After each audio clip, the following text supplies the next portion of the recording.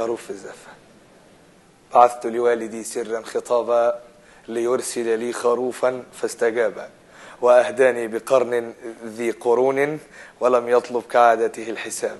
رجعت لمنزلي بالكبش أزهو وقد برمت من زهو الشنابة، وقامت زوجتي فرحت وقالت لقد طولت يا زوجي الرقابة، فأنت اليوم قد بيضت وشي فدعني كي أزفك بالربابة. وأطفالي لكم فرحوا وهاصوا وقالوا قد أتى بالكبش بابا.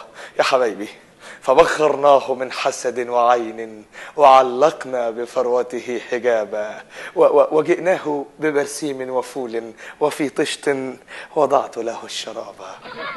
وعند الصبح أفزعني صراخ لأن خروفنا فقد الصواب، فزوب تجارتي كسرت يداها وفتحي قد جرى فهوى مصابا، وبالجزار في الحي استغثنا فليس سواه يقتحم الصعابة، ففر خروفنا للسطح لما رأى الساطور وازداد اضطرابا، وفوق السطح حاصرناه لكن لا يبدو أنه خاف العقاب، ونط من السطوح هوى سريعا ونادينا عليه فما أجابه.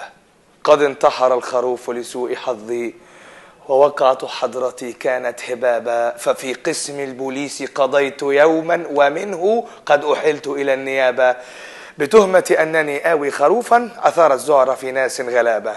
سألت أبي لماذا قلنا كبشي لعلي عنده أجد الجواب، فقال الكبش نعجته توفت وأمسى بعدها يشكو اكتئابا، ومن عجب نرى كبشا وفيا وبعض الناس قد صاروا ذئابا.